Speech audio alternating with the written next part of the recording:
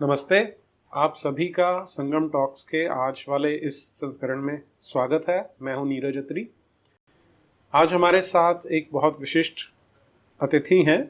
अल्मोसो free के नाम से जानते हैं आप इन्हें, और इनका जन्म इस्लामिक घर में हुआ था, इस्लामिक परिवार में हुआ था, लेकिन जैसे जैसे बड़े हुए तो इन्होंने अपना स्वयं अध्ययन मनन किया और तब इन्हें लगा कि इन्हें इस्लाम में अपना जीवन नहीं व्यतीत करना, और तब इन्होंने सनातन धर्म को अपनाना आरंभ किया और अब ये गगन के नाम से जाने जाते हैं। तो आज हम इनसे कुछ बातें करेंगे और हमारी जो आज की बातचीत है उसमें मुख्यतः हम ये जानने का प्रयास करेंगे कि इस्लाम एज अ सिस्टम, एक पूरे तंत्र की प्रकार से कैसे पूरे संसार भर में गैर मुसलमानों को तंग करता है और उसका प्रतिकार करने के लिए हम लोग क्या कर सकते हैं। स्वागत है अल्मोसो जी आपका।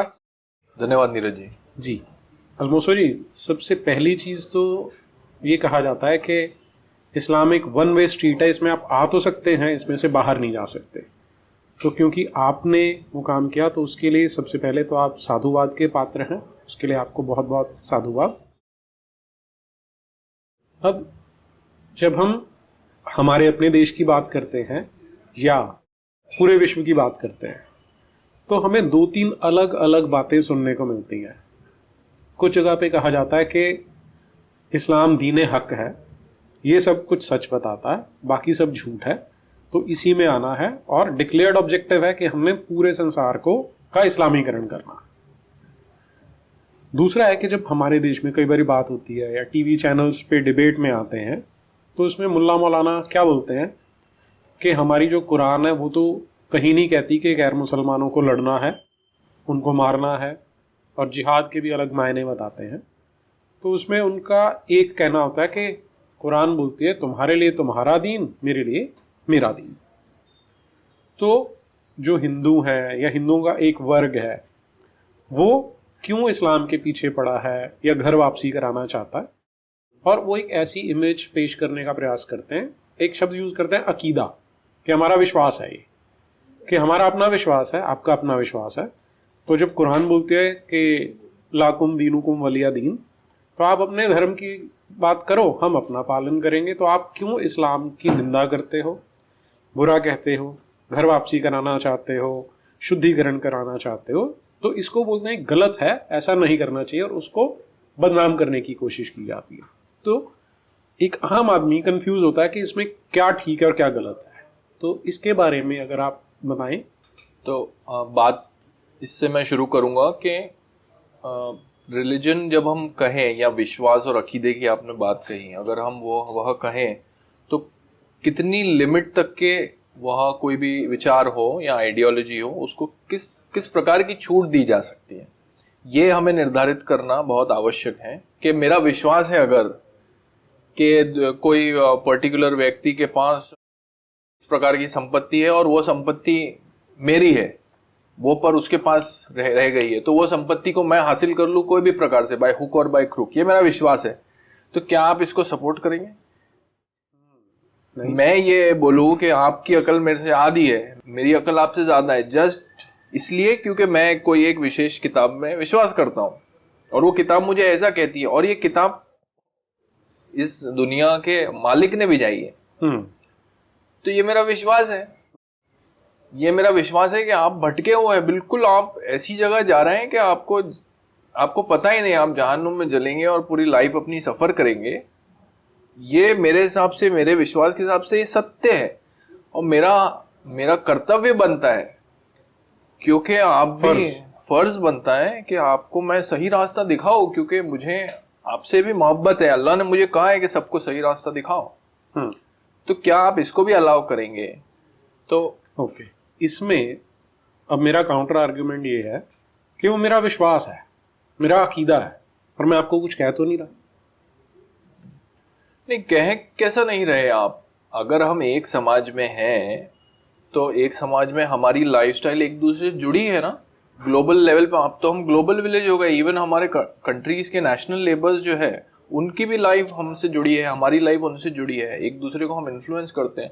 तो जब आप एक समाज में, अब क्या पार्टीशन हुआ तो क्या वो हमें हमें उसने इन्फ्लुएंस नहीं किया और वो कंट्री को उसने इन्फ्लुएंस नहीं किया जो लाइंस पे वो हुआ? तो हम सबको ये देखना पड़ेगा कि कोई आइडियोलॉजी का इफेक्ट क्या है। कोई तो कुछ भी, आप, मैं क्रिमिनल्स का, जैसा कभी हम ये प्रोग्राम्स देखते हैं जेल में, साइकोपैथ्स होते हैं जो बहुत हार्डेंड क्रिमिनल होते हैं, उनमें ये भी पाया जाता है कि उन्हें कुछ तरह का रिग्रेट नहीं होता है उन्होंने जो किया उसके लिए, क्योंकि वो सोचते हैं कि कंडीशंस ने उन्हें मजबूर कर दिया हुआ करने के लिए। तो आप रिस्पॉन्सिबिलिटी उसकी कहाँ डालेंगे, और विश्वास के नाम पे कितनी आगे तक के आप प्रोटेक्शन ले जा सकते हैं? पहला तो ये ही मूल सवाल हो गया। तो इसके लिए हमें, जो इस्लाम की हम नॉर्मलाइजेशन की बात करते हैं कि इस्लाम के बारे में नॉर्मलाइजेशन होना बहुत आवश्यक है, वो खुल के बात की जाएगी तो जो अच्छा भी अगर कोई कह रहा है कि हाँ उसमें बहुत अच्छी चीज़ है, वो भी बाहर आने दीजिए, और जो बुरी चीज़ है वो भी बाहर आने दीजिए। दूसरा उसका एस्पेक्ट ये है कि फिर इस प्रकार की हम जो कह रहे हैं कि उसमें महिलाओं को आधी आधी अकल का समझा जाता है या कम समझा जाता है, उसमें भी कंफ्यूज करेंगे कि नहीं ऐसा नहीं है वैसा है, कोई कहेगा जन्नत है पैर के नीचे, वो सब मुमकिन नहीं है दो, पर मेल से वो हाँ सबॉर्डिनेटेड है, मेल उनके प्रोटेक्टर्स हैं। तो अगर इस प्रकार का कोई व्यू रखता है समाज में और कोई ये कहे कि ये मेरा ऑब्जेक्ट है, इसको मैं ढाक के रखूं, जैसा मेरी नई कार आई तो मैं उसके लिए अच्छा सा कवर लेता हूं कि उस पर धूल ना पड़ जाए, कोई देख ना ले उसको, स्क्रैच ना मार दे। तो अगर आप ह्यूमन बींग्स को इस तरह से ट्रीट करने जाएं और आप ये कहें मेरा अल्लाह ऐसा कह रहा है, ये मेरा बिलीफ है, तो आप क्या करेंगे? आपको मैं कहूं कि आपकी प्रॉपर्टी मेरी है क्योंकि मेरे अल्लाह ने ये बनाया है तुम्हें, और तुम मानते नहीं हो फिर भी तुम्हारे पास ये है, तो मैं इस पे कब्जा कर लूं, तो क्या आप विश्वास के नाम पे इसे अलाउ करेंगे? कितनी हद तक है आप जाएंगे? मैं बच्चों के साथ शोषण करूं, उनको फिजिकली उनकी बॉडी में अल्टरेशन, मेडिकल इंटरवेंशन करने लगूं, तो क्या आप ये विश्वास के नाम पे अलाउ करेंगे? तो ये बच्चे क्या आपके समाज से कनेक्टेड नहीं है? तो आप कहां तक जाने के लिए तैयार है इसमें? आप यहाँ पर खतना की बात कर रहे हैं जो पुरुषों में और महिलाओं में किया जाता है, जो कि एक तरह से यदि देखा जाए तो उन बच्चों के जो राइट्स हैं, अधिकार हैं, उनका वायलेशन है, क्योंकि उस बच्चे को तो पता भी नहीं, भगवान ने जब उसे जन्म दिया तो उसको पूरा शरीर दिया था, लेकिन यहाँ पर एक अकीदे के नाम पे उनके शरीर को बिगाड़ दिया जाता है, और वो एक ऐसा नुकसान होता है जो कभी भी वापस नहीं आने वाला, इर्रिपेरेबल डैमेज होता है। तो अकीदे के नाम पे किया जा रहा है। आपकी बात इतनी ठीक है। दूसरा जो आपने प्रश्न उठाया कि अब मान लीजिए कि मैं एक हिंदू हूँ, मैं गंगा नदी के किनारे जाता हूँ, स्नान करता हूँ और वहाँ जाके ध्यान लगा रहा हूँ, ये मेरा धर्म मुझे कहता है, मेरा विश्वास मुझे कहता है। पीछे से एक मुसलमान आता है कुरान पढ़ता हुआ कि जो मूर्ति पूजक हैं ये सब मखलूक से बदतर है, इनको मारना है, वो आके मेरा गला काट देता है, तो वो अपने अकीदे के अनुसार वो काम कर रहा है। लेकिन ये तो एक एक्सट्रीम केस हो गया, सच में तो नहीं उसने मेरा गला काटा, काट तो नहीं रहे, तो आप उनको विश्वास के साथ जीने दो, तो अपने माइंड में जी रहे ना, उसमें क्या आपत्ति है? ये आता है उसमें सवाल, ये आ जाता है। आइडियोलॉजिकल नहीं बचा ना वह, क्योंकि प्लेइंग ग्राउंड तो यह दुनिया है, और यहाँ पे जो इस्लाम का जो एडवेंट हुआ है वह जाहिलिया को खत्म करने ही हुआ है ना। आप पूरे लिटरेचर में तो देखिए, स्पिरिचुअली बैंकरप्ट हम इसलिए कहते हैं इस्लाम को क्योंकि उसमें सब्जेक्टिव एस्पेक्ट है ही नहीं, उसमें जो एस्पेक्ट है उसका जो फोकस है वो पूरा दूसरे की तरफ है। दाढ़ी क्यों बढ़ाना है? क्योंकि किसी और की दाढ़ी नहीं है। अपने सर पे टोपी इसलिए डालना है, किसी और ने टोपी नहीं डाल रखी है। तुम्हें ऐसा क्यों करना है? क्योंकि दूसरा वैसा नहीं करता है। तो ये आइडियोलॉजिकल, आप किसी को फ्रीडम दे सिर्फ बिलीफ के नाम पे। अभी मैं मेरा एक संगठन बना लूं, 1000-2000 लोग जमा कर लूं और कुछ अजीब से उसके मूल बना लूं, प्रिंसिपल्स बना के एक किताब लिख लूं, थोड़े 100 साल 200 साल निकल जाए, वो ट्रेडिशन में आ जाए, कुछ लोग उसे मानने लग जाए, तो क्या आप उसे कहेंगे, रिलीजन का दर्जा देंगे क्या हम बिलीफ के नाम पे? और उसमें कुछ आड़ी टेढ़ी चीजें हुई। कल्ट का यही आइडिया होता है। Religion is a very evolved cult, जिसने बहुत समय तक के अपने आप को सस्टेन कर लिया है, धीरे धीरे चेंज कर लिया है। पर इस्लाम के केस में प्रॉब्लम यह है कि ये कल्ट के जो सूचक होते हैं उसमें बहुत क्लियरली बैठता है। एक ट्रांसेंडेंटल आइडिया इसमें होता है जो आपके रीच के बियॉन्ड है और आपके इंटरप्रिटेशन के बियॉन्ड है। क्वेश्चन आप उसको नहीं कर सकते, यह भी कल्ट की एक आइडेंटिफिकेशन होती है। फिर एक मीडिएटर भी आ जाता है बीच में, जो मीडिएटर भी अनक्वेश्चनिंग अथॉरिटी हो जाता है। तो ये आपके माइंड को इस तरह से कंट्रोल कर देता है, अगर आप इसको सोसाइटी में प्रोलिफरेट होने दे तो ये बहुत ही खतरनाक साबित हो रहा है। हो सकता है तो दूर की बात है, हो रहा है अभी भी समाज के लिए। तो इसके बारे में अभी तो सिर्फ मैं बात करने का कह रहा हूँ, डील करना। तो जो उसके असामाजिक एस्पेक्ट है उससे हम क्लियरली डील करें, उसमें ये बिलीफ वाली बात बीच में ना लाएं। जी हाँ, ये आपने इंटरेस्टिंग बात बताई कि आम लोग क्या सोचते हैं, और स्पेशली हमारे देश में, कि हमारे यहाँ पर बहुत विस्तृत आपको लिटरेचर मिलता है, दर्शन शास्त्र मिलते हैं, जहाँ पर ऋषि मुनियों ने बहुत मनन किया द्वैत का, अद्वैत का, तो इस तरह की बहुत सारी चीज़ें देखने को मिलती हैं। लेकिन जब हम बात करते हैं इस्लाम की, तो हमारे देश के लोग मान लेते हैं कि इस्लाम में भी कुछ इस तरह का बहुत सारा एवोल्यूशन हुआ होगा, बहुत सारे लोगों ने सोच विचार किया होगा। जबकि वास्तविकता ये है कि 1400 साल पहले एक मोहम्मद नाम का आदमी था जो बातें करने में स्मार्ट था। उसने अपना एक कल्ट बना लिया और उसने उसके लिए क्लेम ये कर लिया कि अल्लाह के मैसेज मेरे पास आते हैं। हम अपने देश में रेगुलरली देखते हैं कि इस तरह के हर चौथे छठे दिन एक बाबा उठ के खड़ा हो जाता, उसका एक अपना क्लेम होता।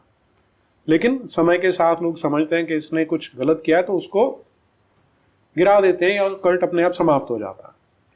इस्लाम के केस में ऐसा नहीं हुआ, ये चलता रहा और एक तरह से बहुत सारे लोगों की रोजी रोटी जुड़ गई, जिन्हें आज हम इनके क्लैरिक बोल देते हैं, जो इस्लाम के गेट कीपर बोल लें, दुकानदार बोल लें, कुछ भी बोल सकते हैं हमारे।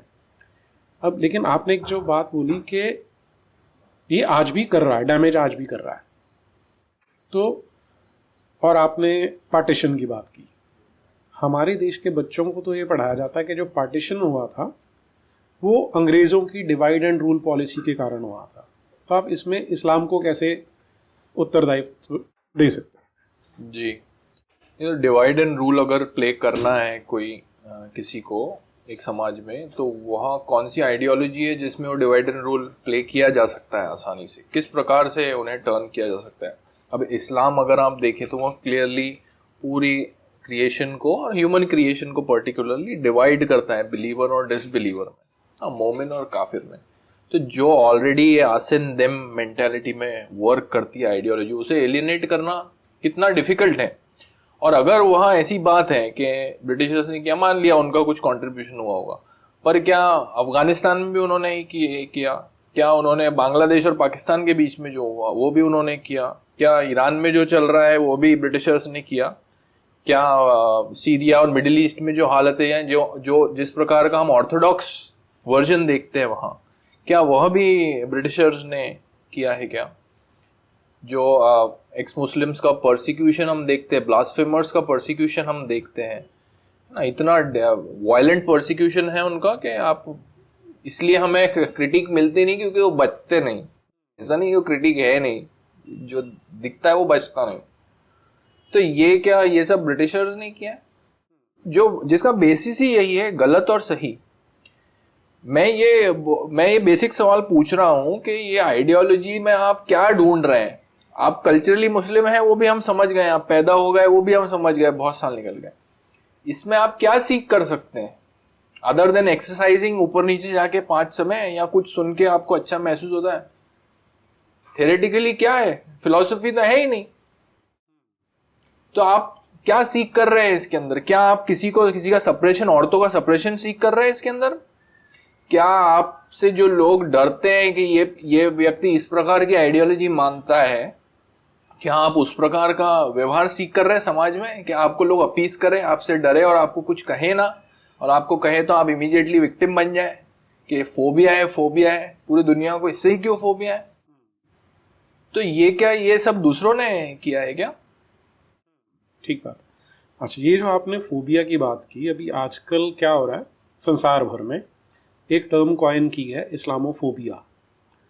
अब इस्लामोफोबिया हम यूज़ करते हैं जहाँ पर कोई इर्रेशनल फियर हो, कि जिसमें डरने की आवश्यकता नहीं है, आप उससे डर रहे हैं। मान लीजिए गिलास सामने रखा है और कोई उसे डरने लग जाए, पानी से डर लगता है उसे, तो इर्रेशनल माना जाता है।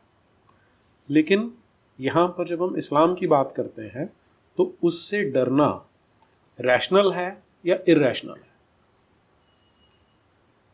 इस्लाम से डरना रैशनल है मुझे लगता है, क्योंकि वह कहता ही यह है कि जो इस्लाम में नहीं मान रहा है, मानने की तो बात है नहीं, इस्लामिक पर्सपेक्टिव से अगर हम देखें तो ये दुनिया का पर्टिकुलर वे ऑफ डिस्क्रिप्शन है, ये ऐसी ही दुनिया बनी है, और जो इसमें नहीं मानता वह गुनहगार है, सबसे बदतर मखलूक है, शर्रुल बरिया। ये क्या होता है शर्रुल बरिया? शर्रुल बरिया यही उसका अरेबिक वर्ड है, वर्स्ट ऑफ क्रिएशन, है ना, उसको शर्रुल बरिया कहते हैं। तो आपको बहुत बार एक्स मुस्लिम चैनल्स पे कमेंट्स मिलेंगे, या पर्टिकुलरली हिंदू एक्स मुस्लिम के चैनल पे कमेंट मिल सकती है, इसमें वो कहते हैं जब भी हम तुम लोगों को शर्रुल बरिया कहते हैं कि तुम हाथी को पूछते हो, तुम बंदर को पूछते हो, इस प्रकार के, जब भी तुम बोले वर्स्ट ऑफ क्रिएशन हो और तुम्हारे लिए जो पनिशमेंट, तो जब इस प्रकार का आउटलुक किसी का कोई आइडियोलॉजी का हो तो फिर उसे किस तरह से हम डील करेंगे? अभी तो बोलना ही नहीं हो रहा है। तो ये बड़ी इंटरेस्टिंग बात कही आपने कि वो बोलते हैं कि तुम बंदर की पूजा करते हो, शायद हनुमान जी के बारे में कहते हैं, या हाथी की पूजा करते हो तो शायद गणेश जी के विषय में कह रहे हैं, तो इसलिए तुम शर्रुल बरिया हो, ये उनका क्लेम है। लेकिन वो किसकी इबादत करते हैं जिसके बारे में किसी को पता ही नहीं, या जो डिस्क्रिप्शन हमें मिलता है वो डिस्क्रिप्शन क्या है कि अल्लाह नाम का गॉड है, 7वें आसमान पे बैठा। तो 7 आसमान नहीं है, अगर 7 आसमान ही नहीं है तो अल्लाह भी नहीं हो सकता। चलिए थोड़ी देर के लिए इसे मान लिया, फिर वो अल्लाह वहां से पैगाम भेज रहा है, तो सारे का सारा हवा के महल के ऊपर खड़ा है, उसे मानना ठीक है। लेकिन अगर अब हाथी तो एक क्रिएशन है, उस आप गणेश जी नहीं बोलना चाहते, आप उसको डेरोगेटेड टर्म में हाथी भी बोल देते हैं, तो भगवत गीता में तो आता है कि जब आप एक चंडाल में, एक कुत्ते में, एक हाथी में, एक ब्राह्मण में, सब में ब्रह्म को देखते हैं, भगवान को देखते हैं, तो तब आप सच में एक योगी बनते हैं। ये सनातन दृष्टि है। दूसरी ओर ये जो आप बता रहे हैं कि वो इसको मॉक करते हैं, तो इस तरह की ब्रेन वॉशिंग कैसे पॉसिबल है? क्योंकि आप उस समाज से निकल के आए हैं, तो क्या इस लेवल की ब्रेन वॉशिंग है, और है तो कैसे हो जाती है? जी, इस लेवल की ब्रेन वॉशिंग मुझे लगता है कि बचपन से जो जैसा बच्चा पैदा हुआ उसे इमीडिएटली डिलीवर करके लाएं, तो जब आप उसे पहली चीज़ यहाँ बता दें उसके कान में कि अल्लाह अकबर, अशहदु अन ला, इसके अलावा कोई नहीं है, और ये मोहम्मद ने जो बताया यह उसको समझने का तरीका है। और फिर जब वो ट्रेडिशन में बड़ा होता है तो जो एस्पेक्ट्स उसको इस्लाम बताता है रियलिटी के और गॉड के, उसके अगेंस्ट जो भी एस्पेक्ट दिखते हैं तो उसका एक बायस होता है, वो उसमें नेगेटिव चीजें ढूंढने लगता है फिर कि देखो यहाँ तो हम वजू बनाते, कितने दिन में 5 बार वजू बनाते हैं, पर सामने वाला तो नहा 1 बार नहाता है दिन में। और किस तरह से कोई जानवर को इस प्रकार की जगह दे दी गई कि वो सबसे उसको डिवाइन माना जा रहा है, कि ये उनके लिए बड़ा आसान होता है, पर उसके पीछे का लॉजिक वो समझ नहीं पाते कि किस तरह का कॉन्ट्रडिक्शन दिखा के यह भी बताया जा सकता है कि रियलिटी ऐसा ही नहीं कि सिर्फ ह्यूमन फॉर्म में भी आप देख सके, ट्रूथ को हर जगह आप परसीव कर सकते हैं वो रियलिटी को। तो ये एस्पेक्ट वो नहीं समझते, वो ये सोचते हैं कि क्या कोई भी चीज को उठा के तुम पूजने लगते हो, पर वो ये नहीं देखते कि क्यों पूज रहा है ये व्यक्ति इसको, क्या इतना डिफिकल्ट है समझना कि ये कोई एनिमल फॉर्म है, उसमें क्या है डिफिकल्ट है समझना। वो तो पूजने वाला भी समझता है उसको, पर वो क्यों कर रहा है ये बात वह भूल जाते हैं। तो ये कंसिस्टेंटली जब आप उसमें ग्रो हो, और क्योंकि मैं इस प्रकार के मैं ज्यादा लोगों को नहीं जानता हूं जो इतने वायलेंटली ऑपोजिट हो इस तरह के सिंबल्स के, पर ये मैं सुन्नी एस्पेक्ट्स में ज्यादा देखता हूँ, और ऑनलाइन इंटरेक्शन हम देखते हैं तो उसमें मुझे ज्यादा पता चलता है। पर जो फॉर्म गिविंग का आइडिया है कि आप कोई भी डिवाइन को कोई फॉर्म में नहीं बाइंड कर सकते, ये मैंने इवन पढ़े लिखे और जो मॉडरेट्स होते हैं उनमें भी देखा है कि अगर उनका बच्चा कहीं कोई मूर्ति देख लिया, शंकर जी की कहीं देख लिया, तो एकदम हाथ जोड़ के हाथ जोड़ लिया उसने, तो उसको वो लोग मना करते कि नहीं ये सब मत करो तुम। पेड़ को उसने देख लिया तो अगर वहाँ कुछ बना हुआ है वहाँ वो खड़ा हो गए करने लगे, तो उसे उसे रोकते हैं। तो ये इंडोक्ट्रिनेशन मुझे लग रहा है उनका कंटिन्यू होता है हमेशा के लिए। ओके, तो जब उनका कहना ये है, ये जो क्लेम है एक मोहम्मद ने जो शुरू कर दिया कि कोई चीज़ जो क्रिएट हुई है आप उसकी पूजा नहीं करेंगे, उसकी इबादत नहीं करेंगे। मैं इसे ऐसे देखता हूँ कि जैसे हमारे यहाँ गंगा को गंगा माँ कहते हैं, कुछ लोग नदी बोल सकते हैं उसे। तो जब आप गंगा को पवित्र मानते हैं तो आप कभी भी उसमें जाके मल मूत्र का त्याग नहीं करेंगे, आप उससे दूर करेंगे। तो गंगा पवित्र है, और जितनी सभ्यताएं अगर हम ऐतिहासिक रूप में देखें जो पनपती थी वो नदी के किनारे ही पनपेंगी, क्योंकि पानी के बिना आप सरवाइव नहीं कर सकते। तो उसे पूजा करने का या उसको पवित्र मानने का एक कारण होता है। लेकिन आप जो बता रहे हैं कि उनका उस लेवल तक सोच ही नहीं पहुंच पाती, और उसका परिणाम ये है कि उनके अंदर एक अलग तरह का भाव जगता है, प्लस उनको एक नफरत करना सिखा दिया गया कि सब मखलूक से बदतर है। तो ऐसी, इसका मतलब तो ये हुआ कि एक ऐसा सिस्टम उन्होंने बनाया कि बच्चे को बचपन से इस तरह से ब्रेन वॉश किया जा रहा है कि वो इसी देश के जो मेजॉरिटी ऑफ लोग हैं उनको घटिया मानेगा, अंदर अंदर उनसे द्वेष करेगा और उनके प्रति घृणा रखेगा। जिसका मतलब ये हुआ कि वो ऐसा हर बच्चा जिसके अंदर ऐसी घृणा डाली जा रही है वो एक टाइम बॉम्ब की तरह काम करेगा। और अगर ऐसा है तो हिंदू समाज को उसका प्रतिकार करना ही पड़ेगा, क्योंकि फिर से वही बात हो गई कि हम चाहें या ना चाहें ये हमारे ऊपर थोपा जा रहा है, तो करेंगे जी। एक जो आपने बात कही कि बचपन से उसे बताया जाता है कि अल्लाहु अकबर। अब जो अकबर है वो सुपरलेटिव नहीं है, वो कंपैरेटिव टर्म आती है कि अल्लाह बड़ा है, महानतम नहीं है। तो अल्लाह किस से बड़ा है, वो प्रश्न उठता है, क्योंकि कुरान की एक आयत आती है Allah is best of the creators. तो इसका मतलब है कि कई सारे क्रिएटर्स हैं और उनमें से अल्लाह जो है वो बेस्ट क्रिएटर है। तो अपने आप में कॉन्ट्राडिक्शन हो जाती है। तो ये दो चीज़ें आ गई। पहली ये कि हम ये बोल रहे हैं कि अल्लाह कई क्रिएटर्स में से एक है जो तौहीद के अगेंस्ट चला गया, जो उनकी मोनोथीज़म है उसके अगेंस्ट चला गया। इसे कैसे समझेंगे? तो इसी से चलते हैं कि दूसरे क्रिएटर्स का मेंशन है आप कह रहे हैं कुरान में, और नहीं, इसका मीनिंग हम ये निकाल सकते हैं ना। मेरा तो ये मानना है कि वो एक आदमी था, उसके मन में जो आता था वो बोल देता था और अल्लाह के नाम की रसीद फाड़ देता था उसमें कि अल्लाह की आयत आई है, अल्लाह का रेवलेशन आया है। लेकिन क्योंकि वो स्मार्ट रहा होगा अपने टाइम पे, पर इतना स्मार्ट नहीं था, इसलिए हमें इस तरह की चीजें कुरान में दिख जाती हैं। Allah is best of the creators. अब ये कोई गॉड अपने बारे में तो कह नहीं सकता कि बहुत सारे क्रिएटर है मैं उनमें से बेस्ट हूँ, ये मैन मेड रहा होगा। दूसरी चीज कि जब अल्लाहु अकबर बोल रहे हैं तो वहां पर अकबर जो है वो सेकंड डिग्री जिसे हम कंपैरेटिव बोलते हैं वो होता है। अल्लाह महानतम नहीं है, अल्लाह बड़ा है, ग्रेटर है। तो किस से ग्रेटर है?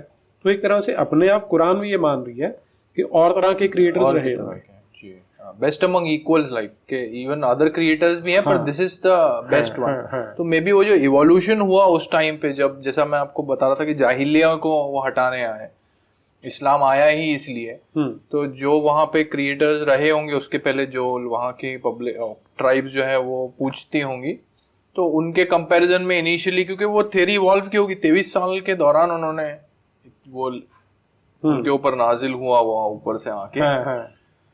तो वो 23 साल के दौरान किस प्रकार की आइडियाज उनकी चेंज हुए, क्या उन्होंने डिफरेंस लाए। शुरुआत में मुझे लगता है कि वहाँ इतना रिजिड भी नहीं था जो मक्के की हम बात करते हैं, पॉपुलेशन भी उस समय उनका इतना ज़्यादा नहीं था, और वो भी टेस्ट आउट कर रहे थे आइडियाज।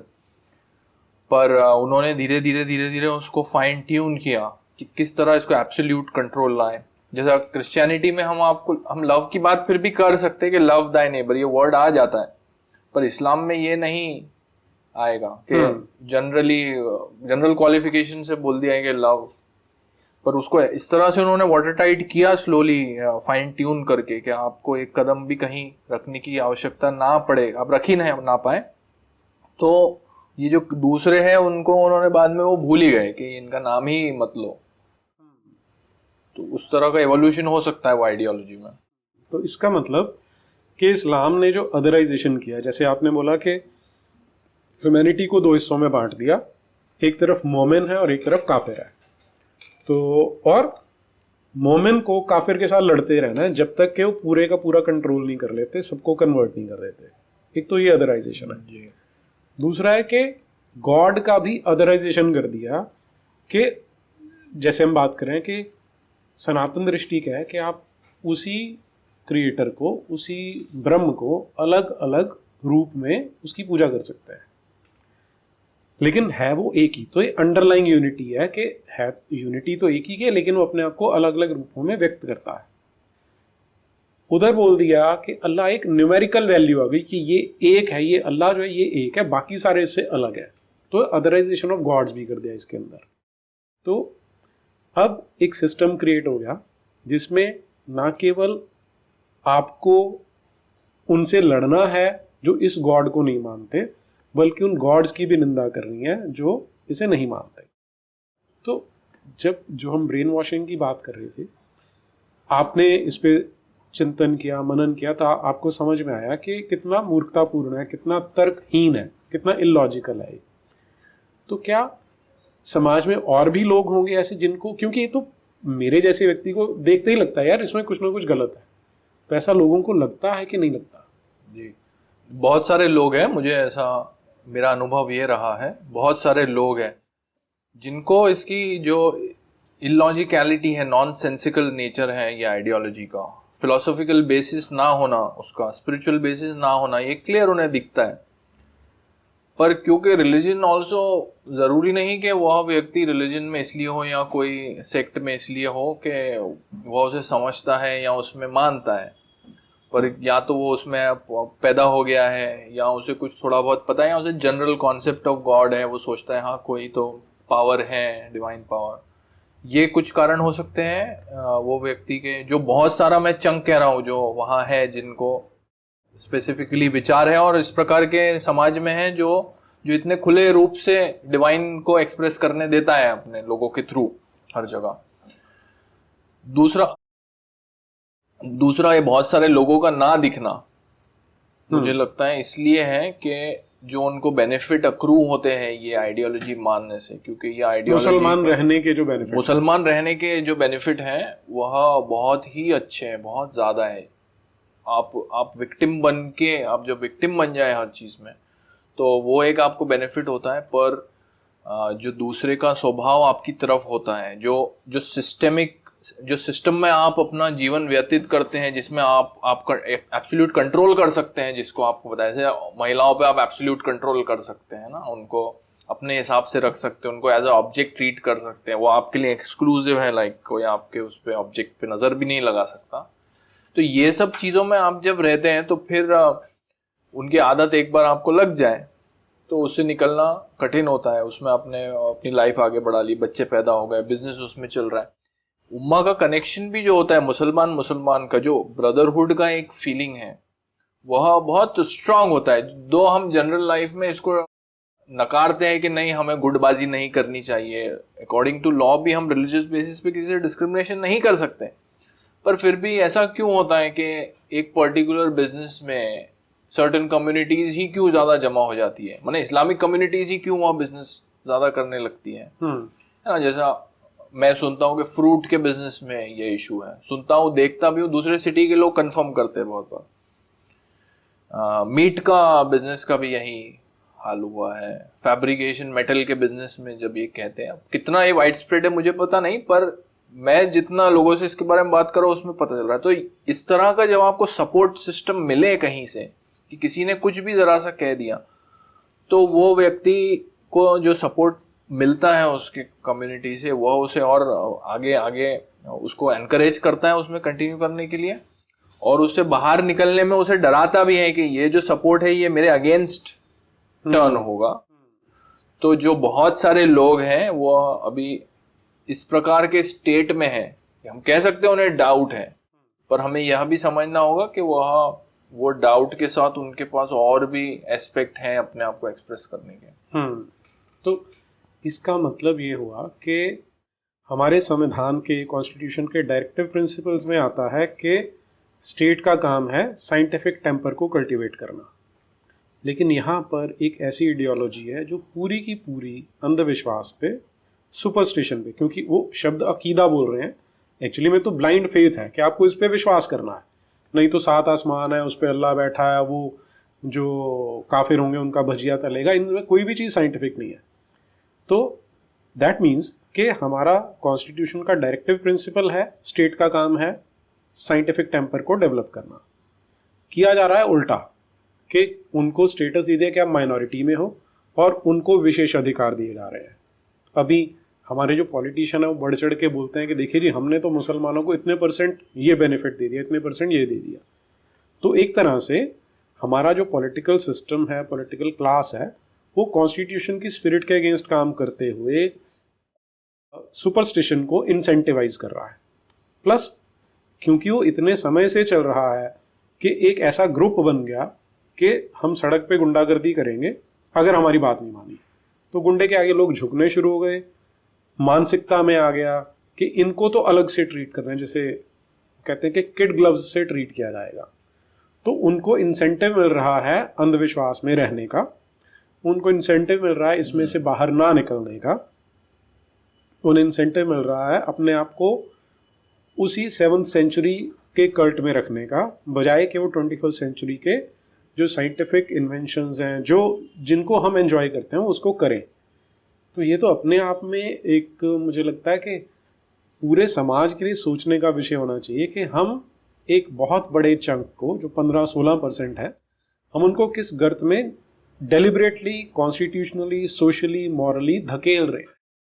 और नहीं आप करेंगे ऐसा तो वो कहेंगे कि आप हमें विक्टिम बना रहे हैं, आप हमें चिल्लाने दें लाउड स्पीकर से दिन में 5 बार, और अगर आप वो नहीं करने दें तो कहेंगे कि आप हम पे शोषण कर रहे हैं, विक्टिम बना रहे हैं हमें। आप हमें जानवरों को काटने दें अंधाधुन, ना वायलेंस करने दें, उसे काट के कहीं भी टंगाए हम, हमारी जहाँ मर्जी हो उसे बेचे, है ना, दूसरे का सेंटिमेंट का कोई केयर ना करें कि जो जिसने बचपन से ही वो दिशा में सोचा नहीं और जिसे इस प्रकार का मांस और खून देखने की आदत ही ना हो, उसे आप मजबूर करें और फिर उसमें अपने साथ हर प्रकार की आइडियोलॉजी को जोड़ ले कि नहीं ये आप किसी को बता रहे हैं क्या खाओ ना, कि आप किसी पशु को आपको प्रेम हो पशु से, है ना, आप बड़े हुए हो, आप इतना उसे प्रेम करते हो कि आपके परिवार का वो हिस्सा बन चुका हो, पर आप किसी को कहें कि नहीं उसे प्रोटेक्ट करा जाए तो आपको ट्राइबल कहा जाएगा। पर आसमानी किताब में विश्वास करने वाला ट्राइबल नहीं है, वो प्रोग्रेसिव है, मॉडर्न के साथ मिल जाता है समहाउ। वो उनका अकीदा है, अकीड़ा भी कह सकते हैं शायद उसे जी। लेकिन अब इसमें पॉइंट यही आ जाता है एक बार फिर से कि आपने एक बात बोली कि दूसरे के सेंटिमेंट्स का ध्यान नहीं है, लेकिन मुझे तो लगता है कि डेलिबरेटली किया जाता है, क्योंकि वो कुरान चैप्टर 9 में आयत नंबर 120 है शायद, जिसमें कहा जाता है कि तुम्हारे पास रहने वाले तुम्हारे अंदर करारापन महसूस करें, तुमने उनको तंग करना है, सख्ती देखें तुम्हारे अंदर। तो इसीलिए जो गो हत्या की जाती है वो कोई इनहेरेंट पार्ट नहीं है इस्लाम का।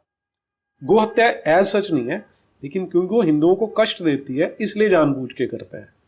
और उनको इंटेलेक्चुअल कवर देने वाले जो लेफ्टिस्ट हैं वो उसके लिए अलग अलग इशू बना लेते हैं कि ये उनके लिए एक नरिशमेंट का सोर्स हो सकता है, आप उनसे छीन रहे हैं। तो दोनों मिलके काम कर रहे हैं, लेकिन मोटा मोटा ये है कि हम एक ऐसे कल्ट को राइट्स दे रहे हैं, उसको बाकियों के ऊपर सुप्रीमेसी दे रहे हैं जो स्वयं सुप्रीमेसिस्ट है, अपने आप में सुप्रीमेसिस्ट है, और उसका एंड गोल भी यही है कि मुझे सबके ऊपर सुपरसीड करना है। तो it is just like a ticking time bomb, जो उनका क्योंकि एक ऑर्गेनाइजेशनल स्ट्रक्चर है, बड़ी अच्छी तरह प्लान्ड है, तो और वो उसको एग्जीक्यूट भी करते हैं। उसका एक एस्पेक्ट जिस पे हम आज बार बार स्ट्रेस कर रहे हैं कि जो नैरेटिव है, उस नैरेटिव में क्या किया जाता है कि अब हम डिस्कशन कर रहे हैं, तो ऐसे ही कहीं पे जब डिबेट आती है, डिस्कशन आते हैं इस्लाम के इश्यूज़ के ऊपर, तो सामने जो मुल्ला मौलवी बैठा है उसे पता है कि डिस्कशन 10-15 मिनट से 20 मिनट से ज़्यादा नहीं चलेगी, उतने में वो कुछ भी करके आलतू फालतू एक कोई आयत सुना के घुमा देता है, और आम हिंदू भी और मुसलमान भी कन्फ्यूजन की स्टेट में रहता है। तो इसका उपाय क्या है, किस तरह से?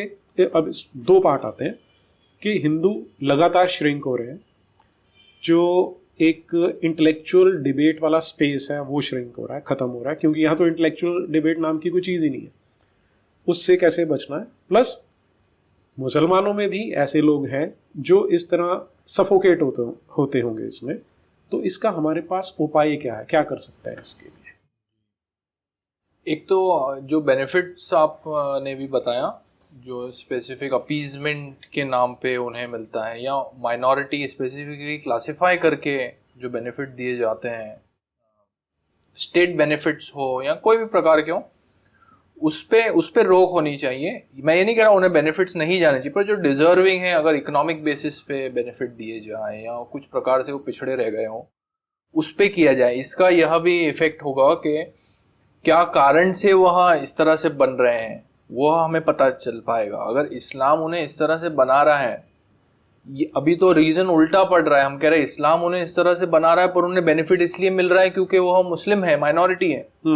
तो ये तो टोटली ऑपोजिट फोर्सेस हो गई जो एक दूसरे के अगेंस्ट वर्क करी, एक दूसरे को कैंसिल कर रही है, खत्म ही नहीं होगी। तो वो रीजन हमें जब समझ में आएंगे कि अगर कोई पिछड़ा रह जा रहा है वो इसलिए पिछड़ा रह गया है क्योंकि उसको एजुकेशन मदरसे का दे दिया है आपने, उसका प्रोग्रेसिव माइंड है ही नहीं, एक्सप्लोरिंग माइंड है ही नहीं, कि सब उसे किताब में मालूम है और वहीं पूरी दुनिया खत्म हो जा रही। तो वह एक एस्पेक्ट हो गया। और दूसरा क्या पूछा था आपने कि इसका उपाय हम क्या करेंगे? एक तो अपीजमेंट वाला हो गया। हाँ, अपीजमेंट हो गया। दूसरा उपाय यह हो सकता है कि अगर मेजॉरिटी समाज के हिसाब से भी हम बात करें तो हमारा एजुकेशन भी बहुत इम्पोर्टेंट है इसके लिए। अगर हम उन्हें मुख्य धारा में लाना चाहते हैं, मुख्य धारा जो सनातन है हिंदुस्तान की, तो उसका जो इमेज क्रिएशन है वो भी बहुत अच्छा होना चाहिए। अभी उल्टा है, हमारे ऊपर उसमें भी प्रहार हो रहा है। तो जब तक कि वो इमेज क्लियर नहीं जाएगा तो ये हम इस तरह से भी नहीं देखेंगे। अगर घर वापसी की बात करो तो लोगों को लगता है अरे क्या रेडिकल रिलीजियस तुम बातें कर रहे हो, पर जो व्यक्ति स्वतः से ही आना चाह रहा है यहाँ, अभी उसका ही फैसिलिटेशन नहीं हो रहा है यहाँ आने में, क्योंकि वह भी क्लियर नहीं है कि ये क्या हो रहा है, कि इमेज इस तरह से बनाया हुआ है। वहाँ शुरुआत में भी जो हम कह रहे कि बचपन से ही ऐसी बातें बताई कि ये सब इलॉजिकल वियर्ड है ना। और सनातन को ये कुछ चीजों में उन्होंने संकुचित कर दिया है कि जातिवाद और एक राम जी और कृष्ण है, बस यही है, गाय है, बोले सांप है, यही चीजें उनके लिए सनातन रह गई है, क्योंकि वो माइंड उस तरह से सोचता है। तो ये एस्पेक्ट उनको और बेहतर तरीके से किस प्रकार बताया जाए, वो कब बताया जाएगा जब हमें पता चलेगा पहले कि यहाँ पे क्या क्या है, उसके ऊपर उसके पीछे कोई ना पढ़ाई है इस तरह से क्लियर, ना उसे पढ़ाई करने वाले को एनकरेजमेंट है। एजुकेशन तो अभी काफ़ी दूर ही है और बहुत सारे इशू हमें डील करने हैं इंडिया में, तो एजुकेशन लेटर ही आता है बहुत, पर उस पे भी ध्यान देना चाहिए कि मैं सिर्फ ये नहीं कह रहा हूँ कि उसका यूलोजाइजेशन हम करें, पर उसका हम प्रॉपर एनालिसिस करें, क्रिटिकल उस पर स्टडी करें। और उसमें मुझे जो लगता है कि उसके जो बहुत अच्छे एस्पेक्ट्स है वही निकल के आएंगे उसके अंदर से, तो वो चेंज करने में व्यू काफ़ी हेल्प कर सकता है हमें। तो जो अभी आपने कहा कि मुसलमान समाज को उनकी जो क्लर्जी है वो एक इस तरह की संकुचित छवि बनाती है, एक बड़ी ही रिडक्शनिस्ट जी इमेज बना देती है कि भाई यहाँ पर तो केवल मूर्ति पूजा है, केवल मंदिर है, गाय है और कास्ट है, काउ करियन कास्ट वाला जो एक चलता है फ्रेज। तो इसके अलावा सनातन क्या है, क्योंकि आपने तो इसका अध्ययन किया, तो अगर हम उस पर 2 मिनट हम बात कर सकें कि इसके अलावा फिर सनातन है क्या, क्योंकि लोग तो इतना ही समझ लेते हैं। जी, सनातन को मैं बड़े विस्तृत रूप से देखता हूँ। तो उसको अगर हम रिलीजन के हिसाब से भी बहुत से लोगों से समझते हैं, तो वहीं से हम अगर शुरू करें, क्या उसमें एक सिस्टमेटाइजेशन है, वो भी सही है। अगर आप सिस्टमेटाइजेशन के हिसाब से जाना चाहें तो वह भी आप उसमें ढूंढ सकते हैं कि आपको आपके लाइफ स्टेजेस, ब्रह्मचर्य, फिर गृहस्थ, वानप्रस्थ और सन्यास इसमें डिवाइडेड हैं कि आपके लाइफ के क्वार्टर्स आपको किस हिसाब से निकालने चाहिए। समाज किस हिसाब से डिवाइड हो सकता है कि उनकी क्वालिटीज़ क्या हैं, उस पर आप उसको डिवाइड कर सकते हैं। तो यह भी उसका एस्पेक्ट है। अगर आपको रिचुअलिज्म उसमें चाहिए तो रिचुअलिस्टिक बहुत ही इतने कॉम्प्लिकेटेड रिचुअल्स हैं कि आप उसमें काफी समय उस अपना निकाल सकते हो उसको समझने के लिए। यह सब के अलावा, यह डिसिप्लिन्स के अलावा कि आपके जो एवरीडे ड्यूटी है, जो आपकी ड्यूटीज आपके एंसेस्टर्स की तरफ है, आपके लिविंग फैमिली की तरफ है, आपके बच्चों की तरफ है, इन सब के अलावा वो जो उसका फिलोसॉफिकल बेसिस है, जो मूल है सनातन का, वह उसके फिलोसॉफिकल स्कूल्स में दिखता है कि जो उसके षड दर्शन हम कहते हैं कि सांख्य, योग, न्याय, वैशेषिका और उत्तर मीमांसा और पूर्व मीमांसा। पूर्व मीमांसा माने पूर्व मीमांसा माने उत्तर मीमांसा, उत्तर मीमांसा माने वेदांत। तो यहाँ पे उसके हमें फिलोसॉफिकल एस्पेक्ट्स पता चलते हैं कि ये जो बातें कही जा रही हैं इनका बेसिस क्या है। उनका बेसिस क्वालिफाइड नहीं होता है, इसलिए जो इतने सारे गॉड्स की बात होती है, कहते 33 करोड़, कोई कह रहा है कि नहीं 33 करोड़ नहीं 33 कोटि है, तो वो 33 नंबर है। वो नंबर से मैं नहीं सोचता कि कुछ इतना डिफरेंस पड़ता है कि हर व्यक्ति अपना एक्सप्रेशन दे सकता है डिवाइन का। तो ये जो फिलोसॉफिकल आउटलुक है देखने का कि क्या चीज इतने सारे डिवाइन एक्सप्रेशंस में रिजल्ट कर रही है, इसके पीछे का कॉज क्या है। Cause not as a creation but cause as something which is at the basis of this arising world, है ना, और manifesting world। इसलिए वो creation के बजाय arising world better suited है। सनातन कॉस्मोलॉजी को अगर हमें बात करना है या क्रिएशनिज्म somehow उसमें हमें बोलना है, तो वो जो उसका बेसिस है वो टोटली अनक्वालिफाइड है। वो अनक्वालिफाइड बेसिस होने की वजह से ही, उसका ये मतलब नहीं है कि जो क्वालिफिकेशन है वो उसके नहीं है, पर क्योंकि वो स्वतः अनक्वालिफाइड रहता है, जो उसे क्वालिफाई करता है वो उसको अपने साथ अकोमोडेट करता है। पर जो ये सोचता है कि नहीं गॉड एक ही, ये अल्लाह का जो रूप है कि ये अनक्वालिफाइड रूप है, तो इसका मतलब जो उसे क्वालिफाई कर रहा है वो गुनाह कर रहा है, बहुत बड़ा सिनर है, ये बात उसमें निकल के नहीं आती है। ये तो एक फिलोसॉफिकल एस्पेक्ट हो गया। दूसरा उसका एस्पेक्ट है जो उसका सब्जेक्टिव एस्पेक्ट है।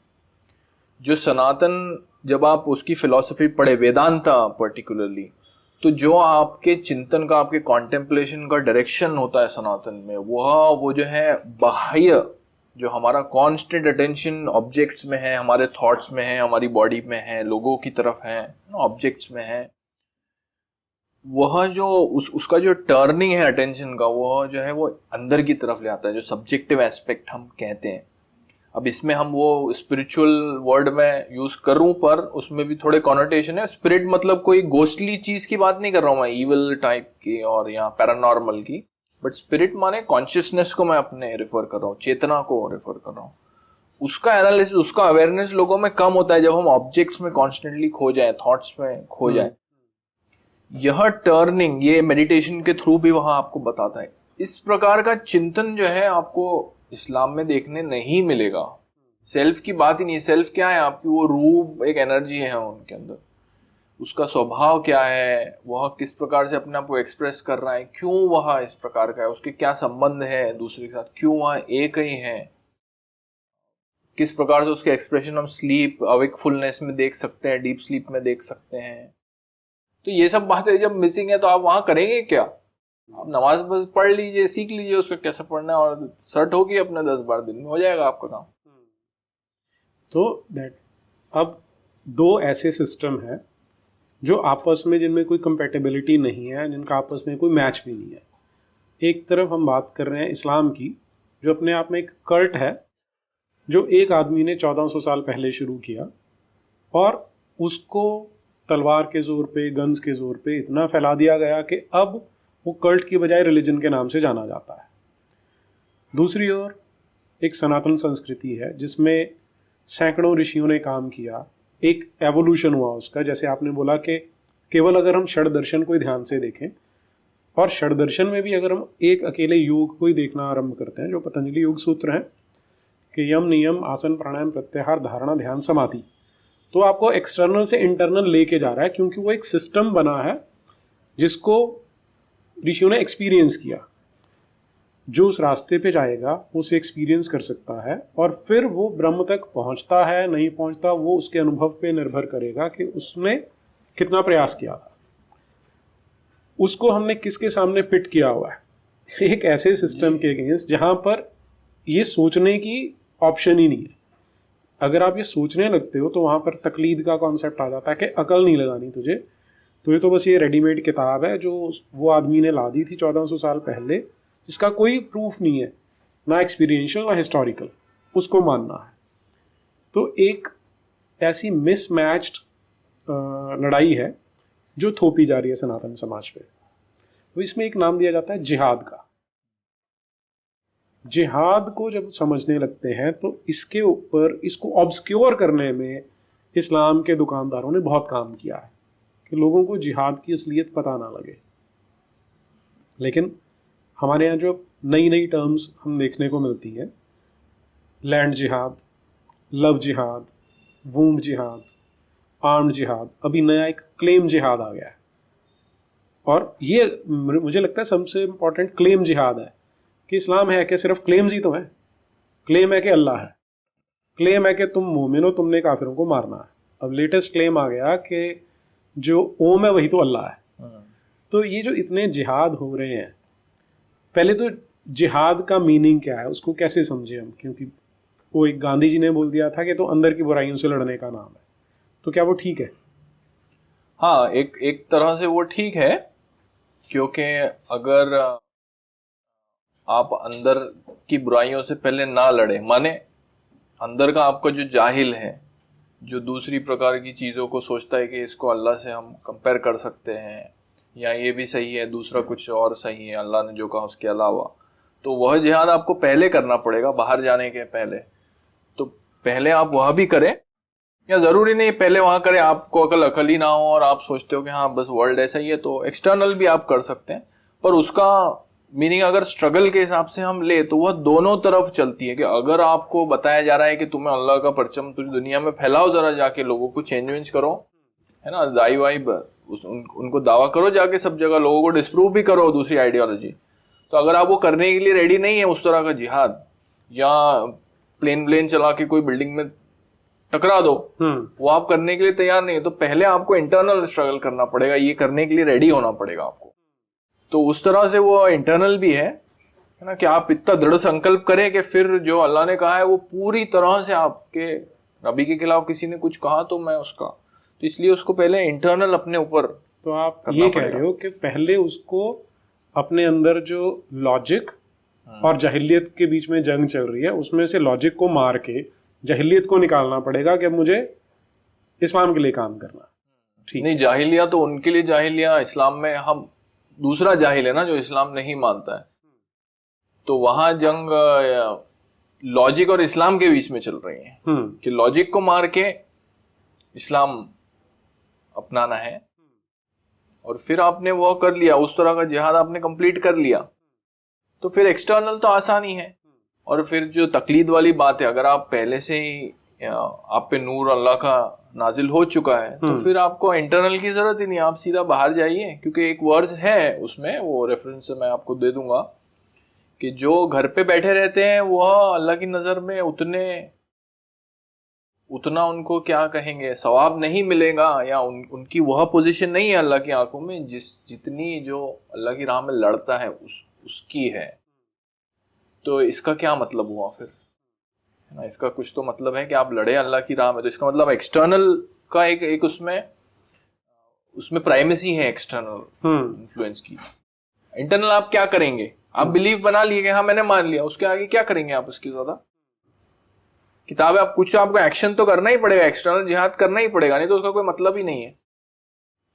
तो और ये जो आपने पर्टिकुलर आयत बोली है, इसमें जहां तक मुझे याद है शब्द है किताल फी सबीलिल्लाह, कि किताल करना है। तो किताल अपने आप में कत्ल के रूट से बनता है, जिसका मतलब ये कि आपने लड़ना है और ये इंटेंशन है कि सामने वाले का कत्ल करना है, तो वो किताल फी सबीलिल्लाह आ जाता है, जिसे हम गलती से जिहाद मान लेते हैं। क्योंकि अगर पूरी कुरान देखेंगे तो जिहाद शब्द 35 बार आता है, किताल शब्द 123 बार आता है, तो डेफिनेटली किताल जो है वो ज़्यादा इंपॉर्टेंट हो जाता है। तो ऐसे में अगर हम, तो एक तरह से जो एक बड़ा कॉमन फ्रेज है क्लैश ऑफ सिविलाइजेशंस, हम अपनी आंखों से रोज इसे होता हुआ देख रहे हैं कि एक तरफ सनातन सभ्यता है जो संसार की सबसे पुरानी सिविलाइजेशन है, उसके साथ अब इस्लामिक को सिविलाइजेशन कहना चाहिए या अनसिविलाइज कहना चाहिए, उसे अगर हम छोड़ दें थोड़ी देर के लिए, तो ये जो क्लैश है इसमें हम ये सारे गैर मुसलमान मजबूरी में फंसे हुए हैं। और जो आपने इसका लिए उपाय बताया, एक आपने बताया कि जो अपीजमेंट हो रही है, जो उनको इंसेंटिव मिल रहा है, वो इंसेंटिव मिलना ख़त्म होना चाहिए, क्योंकि उनको ऑलरेडी पहले से इंसेंटिव है, प्लस स्टेट पॉलिटिकल सिस्टम उनको इंसेंटिवाइज कर देता है और सोशल स्ट्रक्चर उनको इंसेंटिवाइज करता है। इस पे रोक लगानी पड़ेगी। दूसरा आपने कहा कि इस्लाम के एस्पेक्ट्स को क्रिटिकली एनालाइज करने की आवश्यकता है, जो कि सनातन की वर्षों पुरानी परंपरा है, सदियों पुरानी परंपरा है, कि यदि किसी ने कोई एक क्लेम किया है, कोई एक विचारधारा है, तो हम उसको क्रिटिकली एनालाइज करते हैं, समझते हैं। अगर उसमें कोई समाज के लिए लाभदायक है तो उसको हम उपयोग में लाते हैं और बाकी का छोड़ देते हैं। तो जब तक हम इस्लाम के ऊपर डिस्कशन ओपनली नहीं करेंगे, तब तक लोगों को पता ही नहीं चलेगा कि किस तरह की आइडियोलॉजी है, किस तरह का इसका फाउंडर था, और उसको आइडियलाइज करने की आवश्यकता है या उसको डिस्कार्ड करने की आवश्यकता है, ये पता नहीं चल पाएगा जी। तो इसका गोल क्या है यह भी, और ये दोनों बातें कनेक्टेड है। जो फर्स्ट आपने कहा कि समाज जब भी समझ पाएगा जब वो ये फेयर से बाहर निकलेगा, और वो फेयर से बाहर कब निकलेगा, जब उसे एजुकेशन होगी। अब ये एजुकेशन की भी बात थोड़ी सी डाउटफुल है, क्योंकि बहुत बार एजुकेशन भी व्यक्ति को नहीं चेंज कर पाता है, क्योंकि उसका जो बायस है, उसका जो क्या कहते हैं सेल्फ इंटरेस्ट है, वह हमेशा उसको जो मिल गया है वो हमेशा उसके लॉजिकल माइंड को ओवरटेक करेगा, कि उसकी जो सिचुएशन है, लिविंग सिचुएशन, वो डिस्टर्ब होने लगेगी। उसका माइंड अजीब महसूस करने लगेगा। वो सोचेगा कि मैंने इतने साल जो माना, ये सब चीज़ें जो मेरे आसपास है, ये सब एक झूठ पे आधारित है। तो वो उससे ज़्यादा बेहतर ये होता है कि वो कुछ और झूठ में ही बने रहे, कम से कम वो कंफर्टेबली तो रह रहा है। तो ये जो सेकंड पार्ट हम कह रहे हैं कि इसकी ओपनली बात हो, इसके पीछे पढ़ाई हो, वह हमें फर्स्ट पार्ट से डील करने में और आसानी क्रिएट करेगा। हमारा वो फियर ही चला जाएगा कि हम क्या, ये तो गैंग ऑफ क्रिमिनल्स से हम डील कर रहे हैं, पर डर के मारे लोग क्रिमिनल्स के सामने भी हाथ जोड़ते हैं। हमें एटलीस्ट ये तो मालूम होना चाहिए कि ये क्रिमिनल ही है ना, ये चोर है एक। जी, तो आपने बड़े ल्यूसिडली बातें रखी, निर्भीकता से, और मुझे लगता है कि जो हमारे दर्शक हैं वो इन बातों को समझेंगे।